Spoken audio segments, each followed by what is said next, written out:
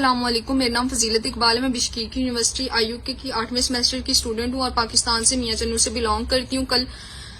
کل شام سے بشکیک کے حالات بہت زیادہ خراب ہیں۔ یہاں کے لوکلز نے انٹرنیشنل اسٹوڈنٹس کے ہاسٹل اور ان کے فلیٹس پر حملہ کیا ہے، ان پہ بہت زیادہ تشدد کر رہے ہیں، ان کو بہت زیادہ زخمی کر دیا اور ایون کچھ بچوں کی ڈیتھ بھی ہوئی ہے، جو کہ میڈیا اور سب چھپا رہے ہیں اس بات کو۔ ہم لوگ یہاں پہ محفوظ نہیں ہیں۔ ہمارے لیے ہم اپنی حکومت سے اپیل کرتے ہیں کہ ہمارے لیے حفاظتی اقدامات کیے جائیں اور ہمیں کسی بھی طرح محفوظ طریقے سے پاکستان بلایا جائے۔ روشن مستقبل کی امید لیے بشکیک جانے والے یعنی کرغزستان میں تعلیم حاصل کرنے والے طلبہ پر تشدد ہوا۔ پاکستان میں یہ لوگ تعلیم حاصل نہ کر سکے، اپنے خوابوں کو پورا کرنے کے لیے باہر گئے اور باہر جانے کے بعد ان کی کیئر نہ کی گئی، یا پھر ان کے ساتھ کیا ہوا؟ آخر اس کا ذمہ دار کون ہے؟ جو کچھ بشکیک میں ہوا، جو کچھ کرغزستان میں ہوا اور جس طریقے سے ان پر تشدد کیا گیا، انہیں تلاش کر کر کے مارا گیا، تشدد کی انتہا کر دی گئی، وہاں پر پاکستانی اپنے آپ کو غیر محفوظ تصور کرتے رہے، اور کیا اس میں کوئی اور لوگ بھی انوالو ہیں یا صرف کرغزستان کے لوکل لوگ اس میں انوالو ہیں؟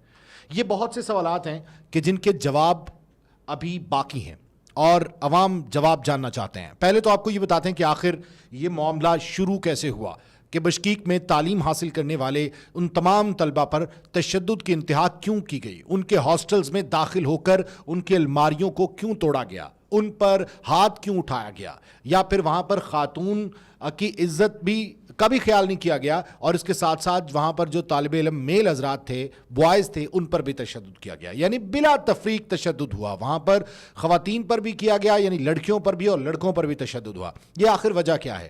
کرغزستان کی جو یونیورسٹیز ہیں وہ MBBS کے لیے بچوں کو مختلف ممالک سے بلاتی ہیں، یا ظاہر ایک چھوٹی سی ریاست ہے اور اس ریاست کا ریونیو جو ہے وہ زیادہ تر ڈیپینڈ انہی چیزوں پر کرتا ہے، اور وہ اپنی تعلیم پر بہت زیادہ فوکس کیے ہوئے ہیں۔ تقریباً 4 سے 5 یونیورسٹیز ہیں کہ جو مختلف بڑی یونیورسٹیز ہیں کہ جو مختلف طلبہ کو بلاتی ہیں، اور ہر سال پاکستان سے لاکھوں طلبہ وہاں پر جاتے ہیں۔ اور یہی یہاں پر ہوا کہ یہاں سے طلبہ وہاں پر گئے بشکیک، اور ایک اچانک خبر آتی ہے کہ مختلف طالب علم رو رہے ہیں، ایک خاتون رو رہی ہے اور اس کے ساتھ ساتھ کچھ لڑکیاں رو رہی ہیں، اور کچھ ویڈیوز جو ہیں وہ ایسی ہوش ربا سامنے آئیں کہ جن کو دیکھنے کے بعد انسان کا دل پھٹ جاتا ہے۔ یہ آخر ہوا کیا؟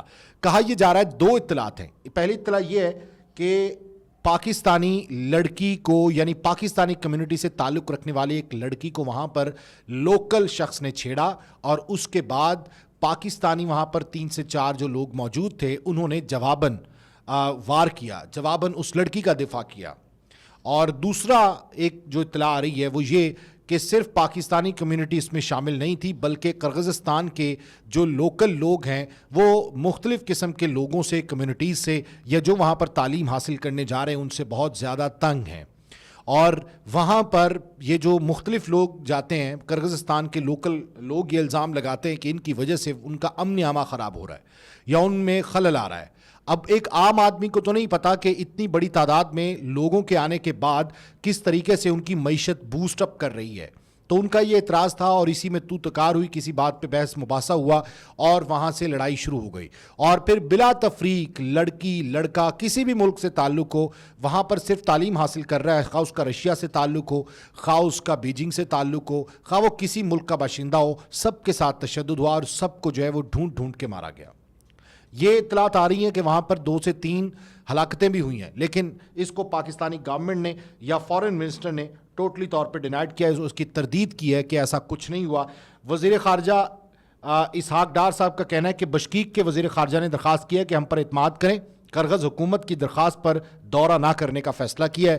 اندر کی کہانی یہ ہے کہ کرغز حکومت نے پاکستانی جو ایک جا رہا تھا ڈیلیگیشن دورے پر بشکیک کے، اس کو واضح طور پر انکار کیا اور کہا کہ ایسے ہی آپ لوگ آئیں گے اور ایک ہائی لیول کا ڈیلیگیشن وہاں پہ آئے گا تو پوری دنیا کی توجہ جو ہے وہ کرغزستان پر آ جائے گی اور بدنامی بہت زیادہ ہوگی۔ آپ یہ دیکھیں وہ کس حد تک کنسرن، ایک چھوٹی سی ریاست اپنے امیج کو لے کر کس حد تک کنسرنڈ ہے کہ انہوں نے کہا کہ آپ سیکٹری لیول کے کسی افسر کو جو ہے وہ بھیج سکتے ہیں جس کو پروٹوکول نہ دینا پڑے، تو ظاہر ہے اب جب فارن منسٹر جائے گا تو اس کو پروٹوکول جو ہے وہ فارن منسٹر آف کرغزستان جو ہے وہ دے گا، تو ایسا نہیں ہو سکتا، تو آپ نہ آئیں۔ تو انکار کے بعد جو ہے وہ یہ دورہ منسوخ ہو گیا۔ اتوار کو لاہور میں نیوز کانفرنس کی انہوں نے اور اسحاق ڈار صاحب نے کہا کہ بشکیک میں پیش آنے واقعہ ہمارے لیے بہت افسوسناک ہے. ہر پریس کانفرنس میں کہا جاتا ہے.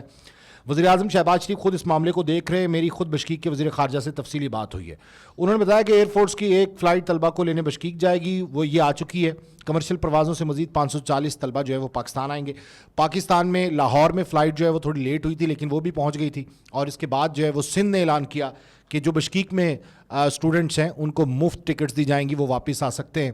اور اس کے ساتھ ساتھ کے پی نے بھی اعلان کیا مفت کا, اور مفت ٹکٹ کے ساتھ جو ہے واپس آئے. تو ظاہر ہے یہ ایک ذمہ داری بنتی ہے ریاست کی کہ وہاں پر پھنسے پاکستانی طلبہ کو جو ہے وہ یہاں پر لایا جائے, اور لایا جا رہا ہے. ابھی کچھ طلبہ جو ہیں وہاں پر باقی ہے لیکن حالات جو ہے وہ معمول پر آ چکے ہیں. اب سوال یہاں پر یہ پیدا ہوتا ہے کہ جس طرح سے کرغزستان حکومت نے واضح طور پر پاکستان کو انکار کیا کہ آپ یہاں پر نہ آئیں, کیا ہم کبھی ایسا انکار کر پاتے ہیں؟ کیا ہم کبھی اس قسم کا کوئی واقعہ ہوتا ہے اور کوئی ڈیلیگیشن آتا ہے تو اس کے بعد ہم کسی کو کہہ سکتے ہیں کہ آپ نہ آئیں؟ ہم بالکل نہیں کہتے. ہماری یہ کوشش ہوتی ہے.